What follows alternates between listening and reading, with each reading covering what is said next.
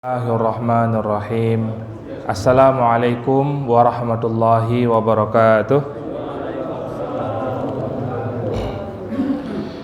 Alhamdulillah wassalatu wassalamu ala rasulillah. Asyhadu an la ilaha illallah wahdahu la syarikalah wa asyhadu anna muhammadan abduhu wa rasuluhu la nabiyya ba'dah. Rabbi syrah li sadri wa yassir li amri wahlul 'uqdatam min lisani yafqahu qawli, amma ba'd. Mari kita awali sirah kita malam hari ini dengan baca al-basmalah. Bismillah. Pertemuan sebelumnya kita sudah berkisah tentang khalifah yang kedua, Khalifah Umar bin Khattab. Baru sesi pertama kemarin. Di antara poin di sesi pertama itu adalah bahwa keislaman Umar itu merupakan kemenangan dan hijrahnya itu adalah pertolongan dan kepemimpinannya merupakan keadilan. Umar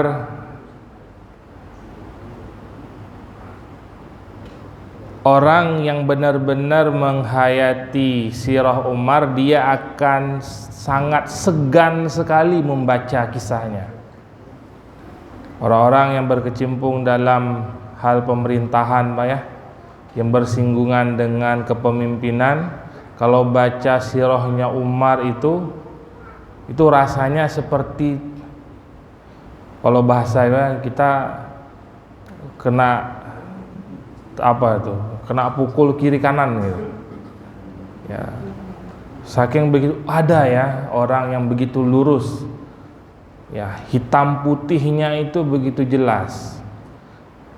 Bisa nggak hari ini ada orang seperti itu lagi?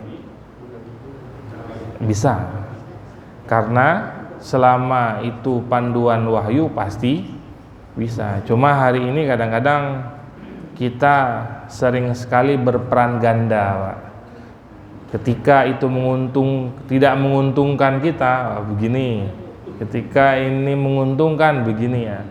Hal-hal begini yang membuat, sebenarnya kalau ditanya ada nggak orang yang punya ilmunya? Ada, saya yakin.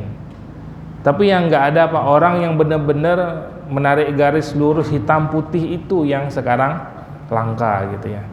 Ya mudah-mudahan doa-doa kita semua di masjid ini lahir pemimpin-pemimpin yang baik buat bangsa kita ini. Kalaulah zaman kita belum ada, setidaknya buat anak cucu kita lebih baik ya.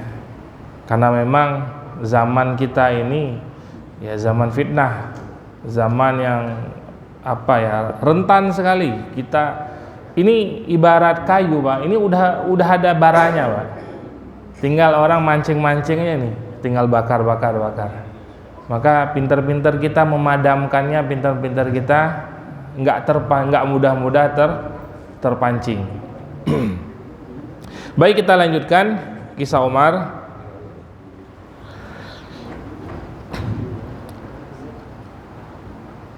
Kemarin kita sudah sampai bahasan masuk Islamnya Umar, Pak ya. Ketika Umar masuk Islam di rumah Darul Arqam, maka kaum muslimin semuanya bertakbir dengan sangat kencang sampai terdengar ke Darun Nadwah. Jarak antara Baitul Arqam dengan Darun Nadwah itu kurang lebih 100 meter. Tidak 100 meter. Nah, sana pojokan sana lah ya.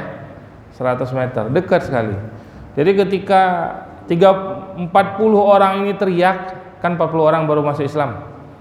Bukan teriak sih, takbir ya. Ketika Umar masuk Islam, Quraisy mulai ini, ada apa ini? Kenapa ribut-ribut gitu ya?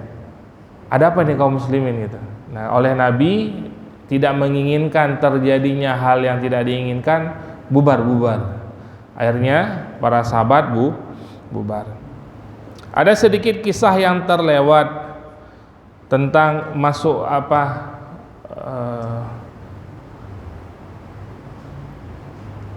Umar ketika sebelum masuk Islam ya. Ada sedikit kisah ketika satu malam dia jaga malam di perbatasan kota Mekah. menghadang siapapun kaum muslimin yang akan hijrah. Maka pada malam tersebut ada salah seorang sahabiat perempuan, kebetulan saudaranya masih familinya Umar. Dia punya anak kecil, dan kata sahabiat ini, wahai Umar, ketika dihadang oleh Umar, mau kemana katanya? Wahai Umar, kalian ini aneh. Kami masuk Islam, kami pengen beribadah di Mekah, kalian larang.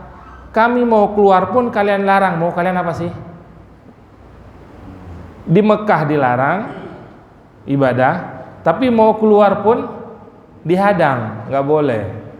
Nah, karena Umar melihat ini masih keluarganya, bawa anak kecil gitu ya, ingin hijrah ke Habasyah. Ini diantara awal mula tersentuhnya Umar dengan Islam gitu. Maka melihat kondisi itu, wahai ibu gitu ya, silakan lanjutkan perjalanan, semoga selamat sampai tujuan. Maka perempuan ini tadi setelah keluar dari kota Mekah ketemu dengan suaminya. Gimana? Tadi ada yang menghadang nggak? Nggak ada, kecuali satu orang, Umar. Apalagi dia? Orang satu Mekah itu menghadang nggak apa-apa. Tapi kalau satu Umar, ini seperti berhadapan sama singa nih gitu. Ya. Kemudian sahabat ini menceritakan kepada suaminya, tapi dia mendoakanku tadi. Ya, aku berharap dia bisa masuk Islam gitu. Kata sahabat, kata suaminya, sebelum keledainya Khattab masuk Islam, maksudnya keledai bapaknya Umar masuk Islam, nggak mungkin Umar masuk Islam. Kebayang Pak, gimana maksudnya? Orang nggak percaya, nggak yakin kalau Umar ini bisa masuk Islam. Kalau Umar masuk Islam, maka keledai-keledai pun masuk Islam. Sampai posisinya sedemikian rupa. Saking sebelum dia masuk Islam benar-benar sangat membenci Islam. Ini diantara salah satu kisah bagaimana Umar sebelumnya. Nah, dan Umar setelah masuk Islam.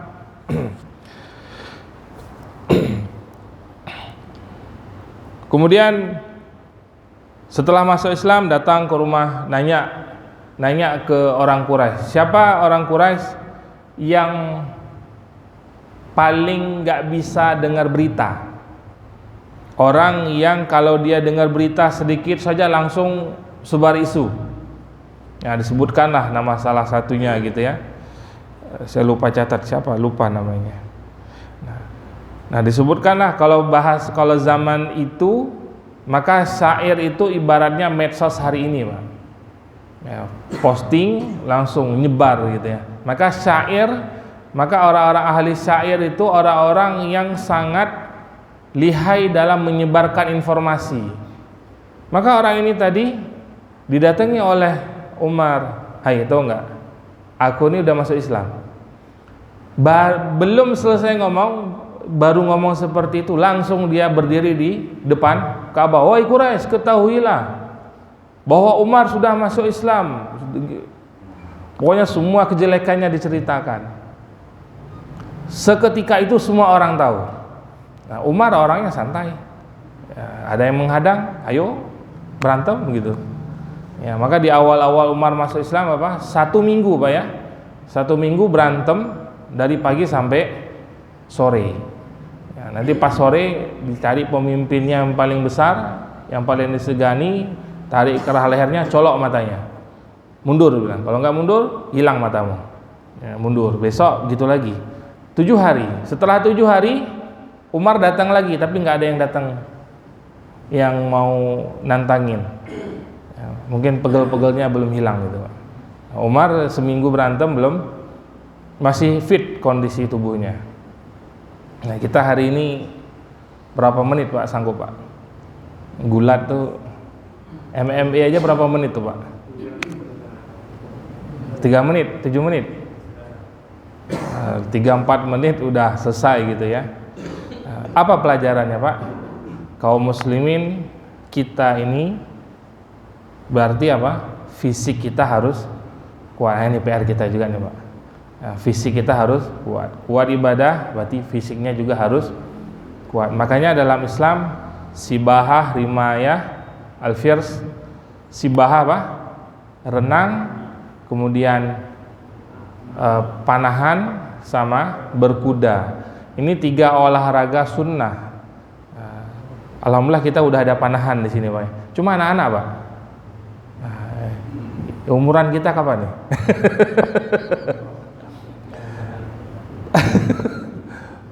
bingung nariknya atau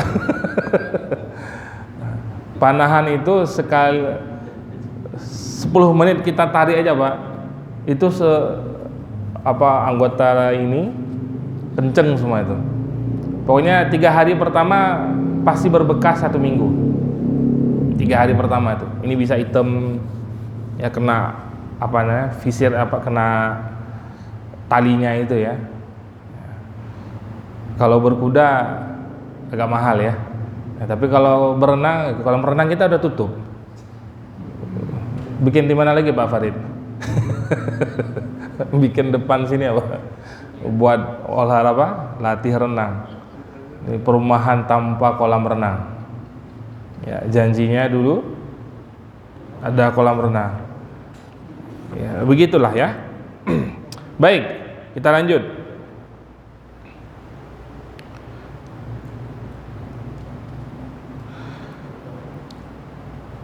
Kemudian Umar karena tingkahnya ini, makanya dia digelari dengan Al-Faruq. Apa makna Al-Faruq? Al-Faruq itu orang yang pembeda gitu ya, yang benar-benar yang hak adalah hak, yang batil adalah batil. Sebelum Umar masuk Islam, sahabat nggak berani sholat di depan Ka'bah. Ya, hanya orang-orang besar-besar saja yang disegani Rasul karena ada paman Nabi, nggak berani mereka Quraisy sentuh Nabi. Ya, karena ada segan dengan paman beliau. Namun adapun yang lainnya nggak berani. Tiap kali ibadah lihat itu orang hamba saya, orang biasa-biasa saja, pasti dipukulin. Maka Umar ketika masuk Islam semuanya aman. Para sahabat bisa sholat di depan Ka'bah. Nggak berani yang ganggu, karena setiap yang diganggu pasti ditantangin oleh Umar. Baik. Kemudian kita lihat apa di antara keutamaan Umar. Yang pertama adalah Sayyidina Umar salah satu sahabat yang Nabi jamin masuk surga. Al-asharatu al-mubashiruna fil jannah. Sahabat, 10 orang sahabat yang dijamin masuk surga. Dalam hadis Nabi, Abu Bakar fil jannah, wa Umar fil jannah, wa Utsman fil jannah, wa Ali fil jannah, wa Talha fil jannah, wa Zubair fil jannah, wa Abdurrahman bin Auf fil jannah, wa Sa'ad ibn Waqqas fil jannah, wa Sa'id bin Zaid fil jannah, wa Abu Ubaidah fil jannah. Dalam satu redaksi yang disebutkan 10 orang langsung, salah satunya adalah Umar, posisi yang kedua. Ada banyak sahabat yang dijamin surga. Ada Hasan Husain dijamin surga juga, Fatimah jamin surga, Khadijah jamin surga. Namun dalam satu redaksi hadis yang tersebutkan langsung 10 orang sahabat. Maka di antara salah satunya adalah Umar bin Khattab. Artinya apa? Kalau ada orang hari ini datang menfitnah beliau, menuduh beliau kafir dan lain sebagainya, mencela beliau, maka mereka sama saja mencela Nabi Muhammad. Kenapa? Nabi sendiri menjamin Sayyidina Umar orang ahli surga. Adapun Syiah kan enggak. Bagi mereka Umar ahli neraka. Ya, bahkan orang yang membunuh Umar dipuji-puji. Ya, Abu Lu'lu'. Kita ralat sedikit minggu kemarin saya sampaikan Abu Ubaidah pimpinannya munafik yang saya sebutkan ya, Abdullah bin Ubay bin Salul, itu pimpinan munafik. Kalau yang membunuh Umar namanya Abu Lu'lu, hamba sahaya, tukang bikin pisau. Nah, nanti kita ada kisah sampai di sana. Ya. Itu diantara keutamaan beliau yang pertama, orang yang langsung dijamin masuk surga. Maka zaman Nabi itu begitu istimewa, Pak ya. Ketika disebut ini masuk surga, ini masuk surga. Ya, cuma kalau kita hidup zaman itu khawatirnya kita ini kira-kira sahabat lebih dekat kemana, Pak? Lebih dekat dengan sahabat, mau kita berteman dengan orang yang buta huruf, orang biasa-biasa saja. Sedangkan satu kubu lagi orang bijaksana, orang terpandang, orang punya jabatan. Kira-kira kita lebih merapat kemana, Pak? Nah, maka tolong jangan punya cita-cita andai saja saya hidup zaman Nabi. Karena khawatir kalau kita hidup zaman Nabi, jangan-jangan kaki tangannya Abu Jahal. Nauzubillah. Karena nggak mudah hidup zaman itu, Pak. Tidak mudah hidup zaman itu. Zaman sekarang aja kita capek. Ya, apalagi zaman itu yang begitu berat ujian-ujian yang dihadapi oleh para sahabat. Karena taruhannya nyawa. Kemudian yang kedua, dalam hadis keutamaan Umar yang berikutnya adalah setan itu takut dengan Umar. Maka dikisahkan pada satu hari Nabi sedang duduk-duduk dengan ummahat, dengan ibu-ibu gitu ya, lagi kajian gitu. Maka seketika itu tiba-tiba Umar datang. Ketika Umar datang, maka ibu-ibu ini tadi langsung merapikan jilbabnya gitu, kemudian langsung sembunyi, kabur gitu, Pak, ke belakang. Maka Sayyidina Umar mengatakan,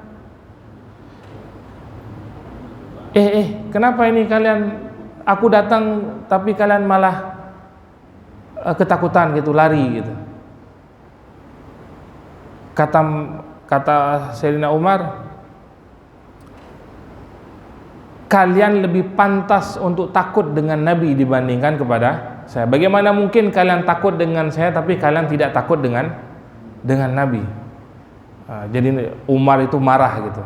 Nah, maka sabda Nabi, ya Ibn Khattab, walladzi nafsi biyadih, ma laqika syaitan salikan fajjan qattun illa salaka fajjan ghairu fajjika. Umar, sabar gitu. Karena Umar ini marah sama ibu-ibu tadi ya. Kenapa? Kalau pas aku datang malah ini sembunyi gitu, malah kabur. Tapi pas dengan Nabi mereka duduk santai. Mestinya kan mereka lebih segan kepada Nabi, ini malah segan ke saya gitu.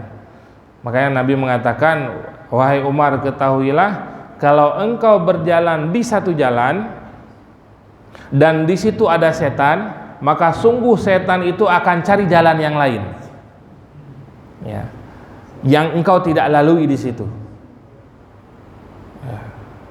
Jadi bukan Umar nyari setan, Pak ya, tapi memang setan pas lihat ada Umar nih, dia nyari, kalau bahasa kita nggak mau cari gara-gara, ya, nggak mau nyari perkara.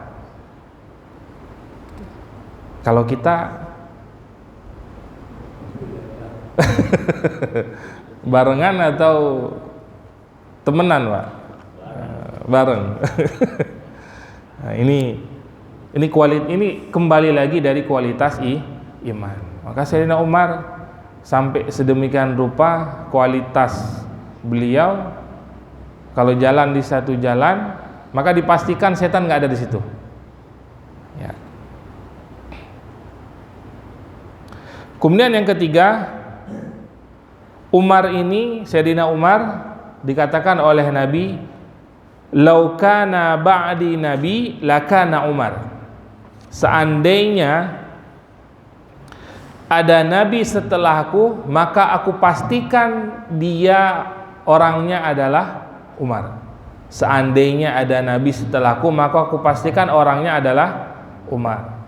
Namun Nabi katakan, namun setelah aku sudah tidak ada lagi nabi. Ya.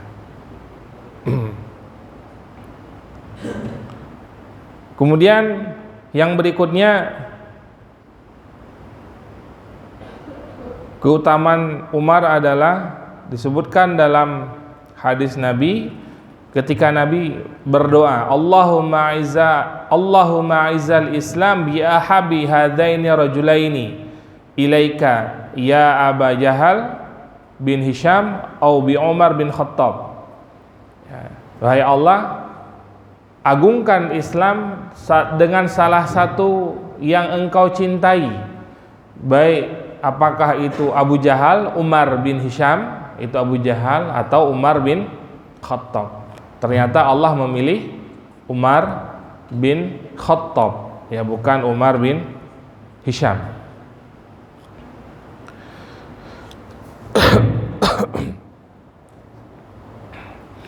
Kemudian yang kelima adalah Umar ini mengalir kebenaran di lisannya.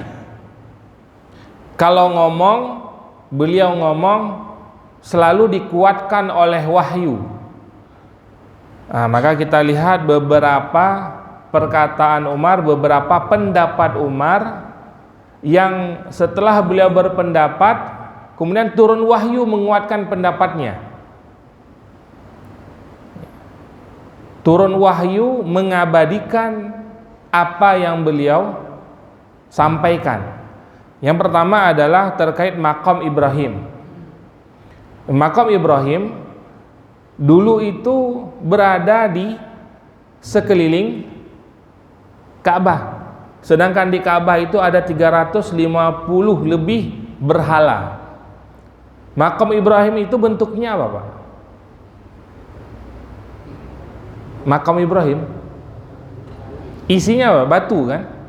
Berhala isinya apa? Batu kan? Nah, maka ini begitu luar biasanya gitu firasatnya Sayyidina Umar. Ketika Nabi akan melaksanakan sholat di Mekah, di Ka'bah, maka kata Sayyidina Umar, ya Rasulullah, jangan engkau sholat di depan maqam Ibrahim, karena itu nanti akan menghalangi orang, ya, orang yang sedang tawaf akan menghalangi orang sedang tawaf. Maka sholatlah di belakang maqam Ibrahim, ya. Dan karena perkataan Umar ini akhirnya turun wahyu surah Al-Baqarah ayat 125. Ya. Surat Al-Baqarah ayat 125.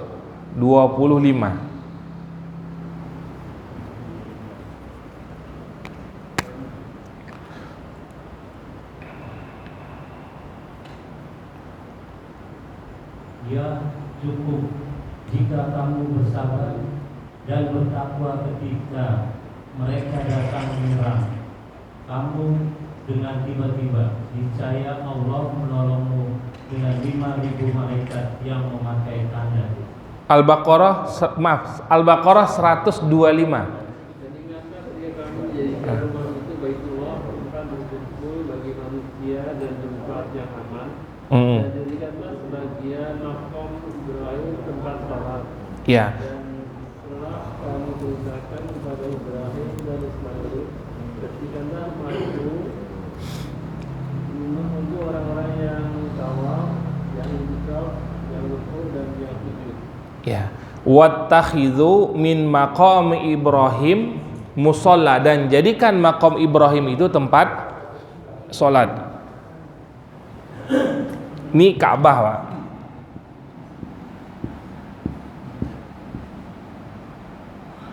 Maqam Ibrahim sinilah ya, kita bilang ya. Orang taf kan di sini, Pak ya.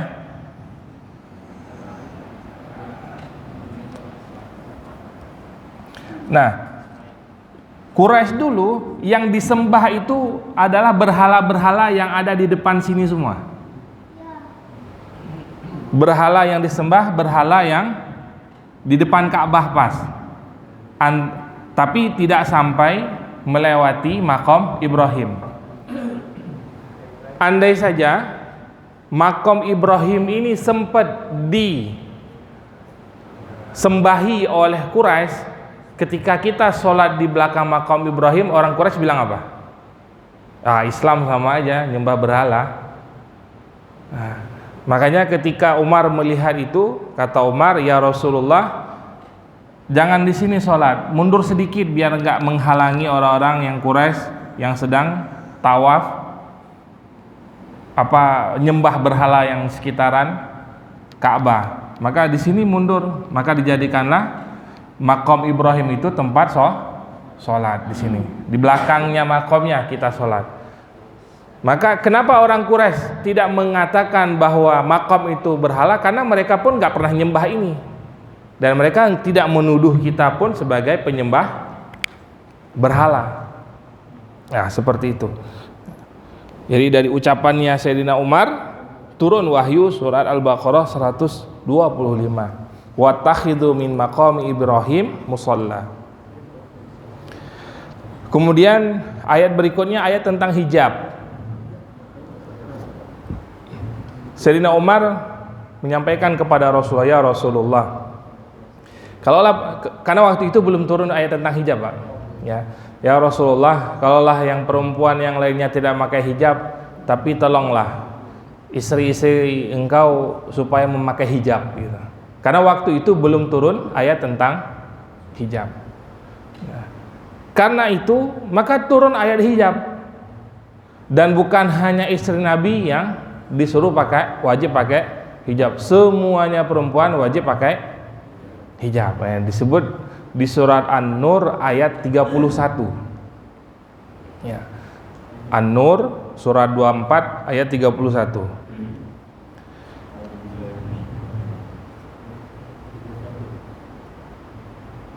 An-Nur 31. Katakanlah kepada wanita yang beriman, katakanlah Muhammad, jika kamu mencintai Allah, ikutilah aku, niscaya Allah mencintaimu. 31.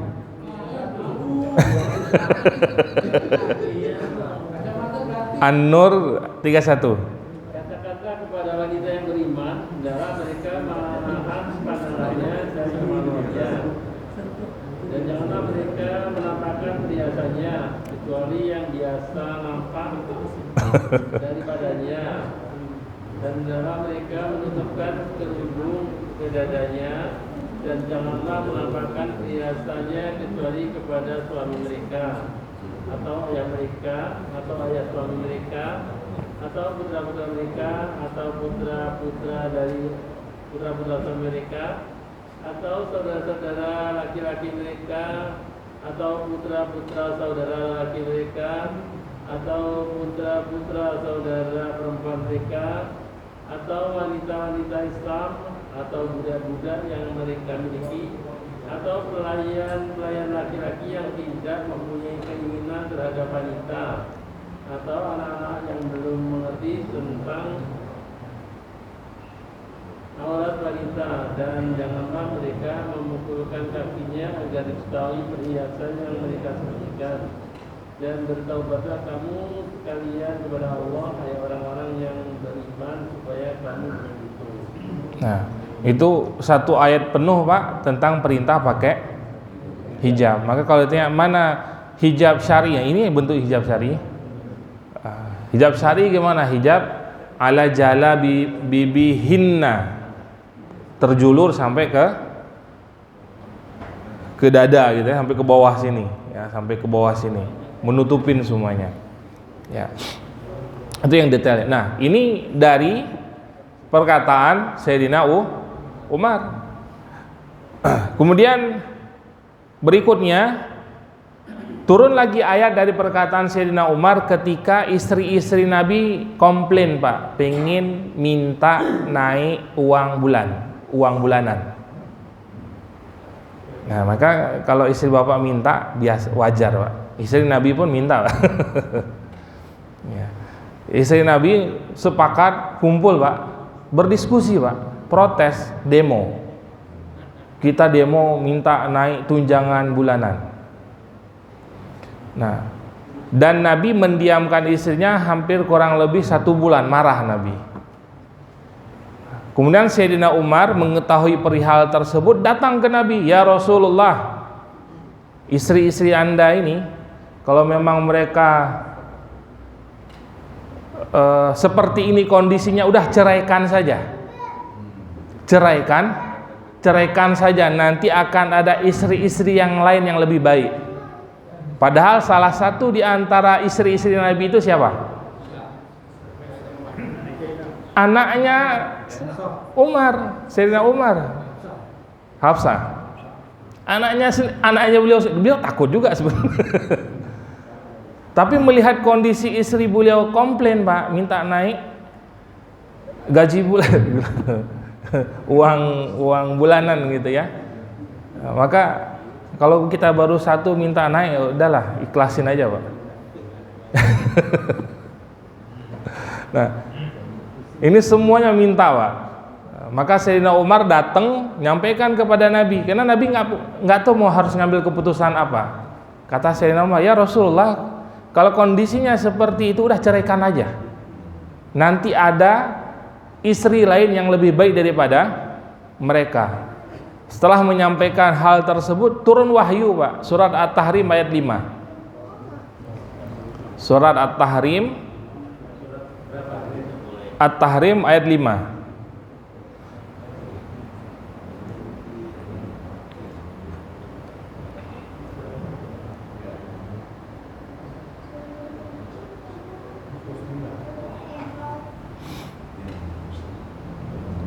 Ada Pak?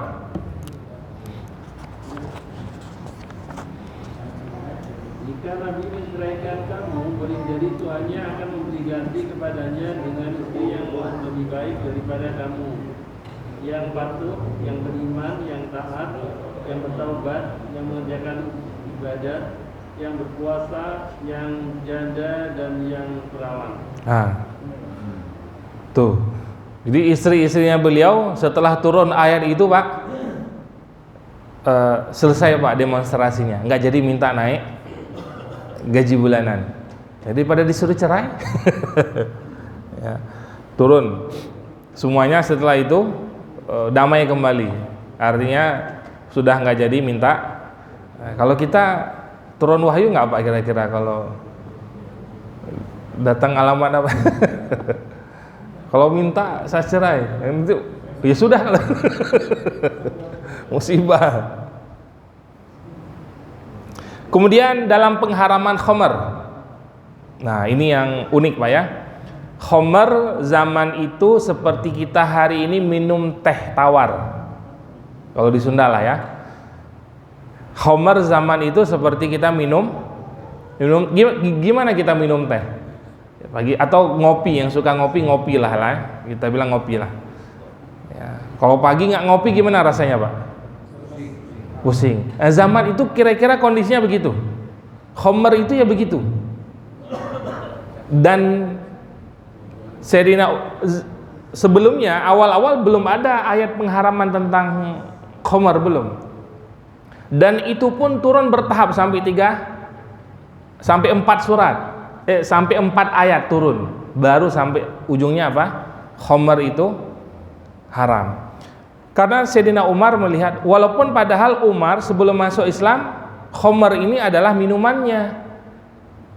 Dia kan orang nggak seperti Sayyidina Abu Bakar ya. Kalau Sayyidina Abu Bakar sebelum Islam memang beliau tidak pernah menyembah berhala, nggak ngikut seperti keadaannya orang Quraisy. Adapun Sayyidina Umar seperti orang Quraisy pada umumnya, adatnya sama ya, berjudi ya, macam-macam lah ya, maksudnya adatnya yang masa kelamnya beliau.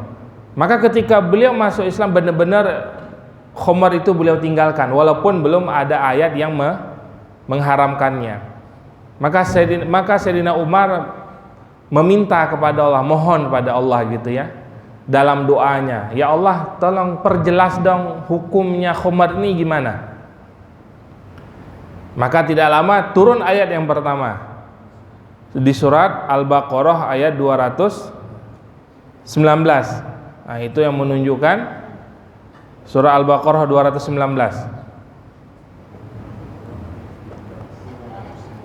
Mereka menanyakan kepadamu Muhammad tentang khamar dan judi. Katakanlah pada keduanya terdapat dosa besar dan beberapa manfaat bagi manusia, tetapi dosanya lebih besar daripada manfaatnya. Dan mereka menanyakan kepadamu tentang apa yang harus mereka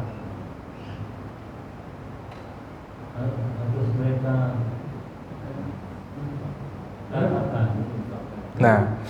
Nah di sini kalau kita nangkepnya apa Pak? Dosanya apa manfaatnya?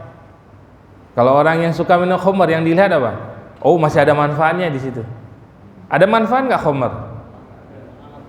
Ya ada. Kalau orang Eropa bilangnya apa? Buat ngangetin badan. Buat apa? Bagi yang suka. Ya. Oh, obat batuk. Macam-macam lah ya. Maka mereka melihat, oh masih ada manfaat, berarti masih boleh. Kemudian turun ayat berikutnya. Surat An-Nisa ayat 43. La taqrabus shalah wa antum sukara. Jangan engkau sholat dalam keadaan mabuk. Pemahamannya apa? Kalau enggak sholat enggak apa-apa. Kalau mau sholat enggak boleh, karena ada sahabat yang sholat mabuk enggak kelar sholatnya. Muter. Apalagi baca surah Al-Kafirun, nggak kelar-kelar, muter aja muter. Sholat dalam keadaan mabuk. Nah, maka turun ayat kedua di situ, khamar kalau nggak sholat nggak apa-apa, tapi kalau pas mau sholat jangan mabuk. Nah baru kemudian turun ayat yang ketiga, surat Al-Maidah ayat 91 ayat 90 sampai 91, 2 ayat langsung. Nah, ini sudah langsung ya Pak. Wahai orang-orang yang beriman, sesungguhnya minuman keras, berjudi, berkurban untuk berhala dan mengundi nasib dengan anak panah adalah perbuatan keji dan termasuk perbuatan setan. Maka jauhilah perbuatan-perbuatan itu agar kamu beruntung. Dengan minuman keras dan judi itu, setan hanyalah bermaksud menimbulkan permusuhan dan kebencian di antara kamu dan menghalang-halangi kamu dari mengingat Allah dan melaksanakan sholat, maka tidaklah kamu mau berhenti. Nah, di situ apa? Jauhilah khamar. Maka kalimat jauhilah di situ bentuknya larangan, sehingga disitulah khamar setelah itu haram mutlak. Apa yang dilakukan oleh para sahabat? Ini kopi Pak, lagi diminum, bahasa kita lah ya. Ketika dibilang kopi itu haram Pak, apa yang dilakukan sahabat? Semua dituang Pak, dituang semuanya. Dibuang semuanya, buang, langsung ditinggalkan. Ya, nah maka di sini pertama doa dari Umar bin Khattab. Beliau minta, ya Allah tolong perjelas hukum khamar itu gimana. Nah, namun Al-Quran turun begitu indah Pak dalam melarang sesuatu hal yang sudah mendarah daging. Kira-kira Pak, kalau langsung turun ayat khamar haram, gampang nggak tuh kita dakwahin orang? Maka di situ juga nanti apa? Kita bisa belajar bagaimana strategi dakwah dengan orang. Oh ini masih campur-campur nih masalah hak dan batil. Selama mau sholat nggak apa-apa, nggak apa-apa. Jangan-jangan seumur-umur baru itu dia pertama kali sholat, udah nggak apa-apa. Ini masih pakai celana puntung sholat misalkan, baru masuk Islam, dia taunya sholat tapi nggak ngerti rukun-rukunnya, datang sholat langsung pakai celana puntung gitu kan, ya udah biarin aja dulu, nggak apa-apa, baru perlahan kita ajarkan. Ya, jangan lihat sesuatu yang nggak sesuai dengan syariat, kita nggak mau tahu, mau dia baru masuk Islam, mau dia baru kenal masjid, langsung kita, wah ini dosa ini. Itu per hari pertama dia datang dan terakhir, nggak mau nongol lagi habis itu. Ini nah, hati-hati kita ketika ingin menegur seseorang. Kalau kita nggak tahu latar belakangnya, mendingan cari tahu dulu, lihat siapa ini orang gitu ya. Kecuali kalau sudah kenal gitu ya, Pak Amri ya, negur seseorang yang teman-temannya udah dikenal, ya wah biasa lah, canda gitu ya. Tapi negur karena sayang, betul Pak ya, karena pingin sama-sama di surga. Masa di sini aja sama-sama, juga pingin sama-sama di surga. Kemudian ketika Sayyidina Umar, ketika Nabi datang ke rumah Abdullah bin Ubay bin Salul. Siapa dia? Pimpinan munafik. Ini udah mau sakaratul maut, ini udah mau mati nih orang. Ini orang luar biasa fitnahnya kepada Nabi, yang menfitnah Sayyidah Aisyah berzina, yang membuat permusuhan dalam barisan kaum muslimin yang akan berangkat perang Uhud, sampai yang awalnya hampir 1000-an hilang 300 orang, tinggal 700. Ini orangnya. Pas dia mau mati, Nabi datang berharap, karena Nabi sayangnya dengan umat, sayangnya dengan manusia, karena dia orang yang mengucapkan kalimat syahadat juga, walaupun kalimat syahadatnya hanya sebatas apa ya, kamuflase saja. Memang dia masuk Islam bukan ingin masuk Islam, ingin merusak Islam dari dalam. Kalau dia belum masuk Islam susah. Nabi tahu orang yang begitu, jahatnya luar biasa, tapi karena dia pernah mengucapkan kalimat syahadat, masih ada rasa sayang Nabi kepada orang ini, Abdullah bin Ubay bin Salul. Di akhir hayatnya Nabi sampai beristighfar, memohon ampun kepada Allah untuk diampuni Abdullah Ubay bin Salul. Datang Sayyidina Umar, ya Rasulullah, tidak pantas engkau mendoakan nih orang, ini ahli neraka nih, kerak neraka nih, nggak pantas engkau mendoakan dia. Wahai Umar, biarlah, kalaupun aku harus menambah istighfarku sampai 60 kali, kalau Allah mau terima akan aku lakukan, kata Nabi. Maka tidak lama berselang turun wahyu Pak, di surat At-Taubah ya, ayat 84.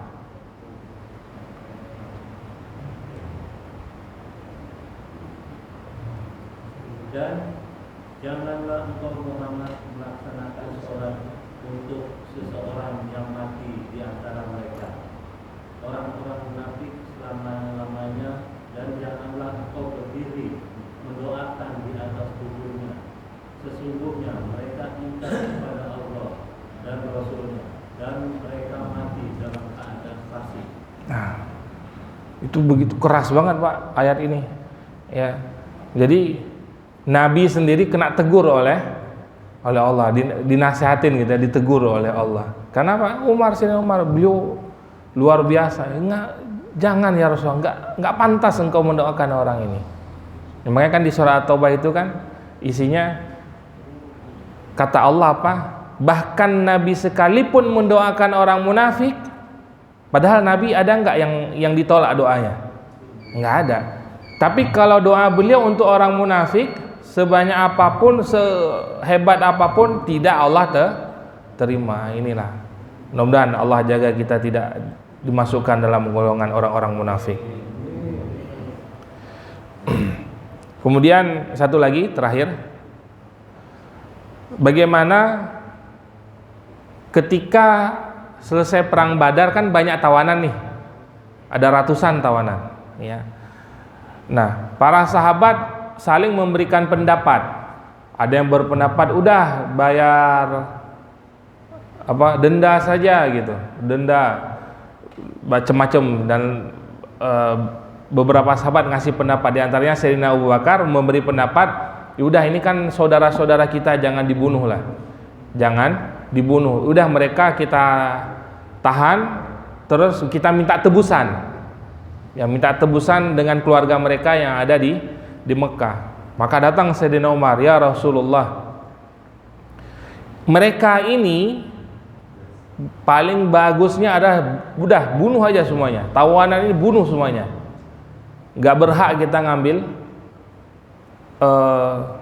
tebusan dari mereka, karena ini mereka yang, kalau kita yang ditahan oleh mereka, bisa saja kita yang dibunuh. Ya. Maka Sayyidina Umar menyampaikan seperti itu, namun Rasul memilih pendapat Sayyidina Abu Bakar.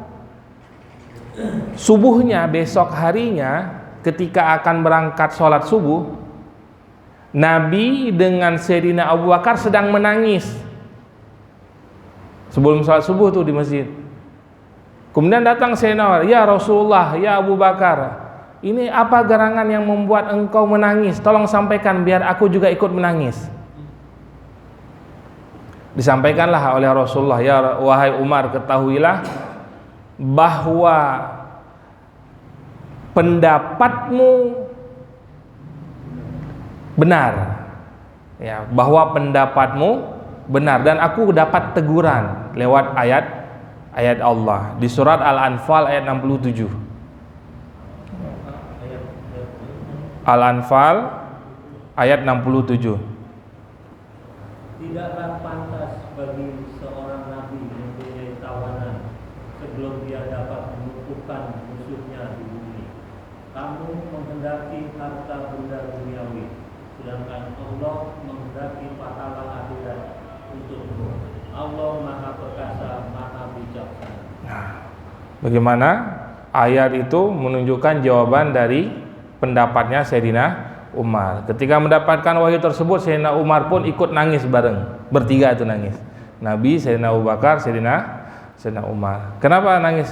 Karena wahyu tersebut. Adapun Nabi karena sudah mengambil keputusan, sudah menyampaikan bahwa ada tebusan, nggak mungkin narik keputusan itu. Ya, nggak mungkin narik keputusan itu. Ya sudah, tetap jalan. Makanya tawanan perang Badar boleh ditebus oleh keluarganya yang kaya, nebus, atau yang bisa baca tulis, dia mengajarkan beberapa pemuda-pemuda Muslim untuk belajar baca tulis sebagai tebusannya. Baik, insyaallah ini kisah Sayyidina Umar memang agak panjang karena beliau banyak sekali menorehkan tinta emas, yang mudah-mudahan kita ambil banyak iktibar dari kisah beliau. Insyaallah kita lanjutkan pertemuan berikutnya di malam Sabtu. Wallahu a'lam bishawab. Assalamualaikum warahmatullahi wabarakatuh.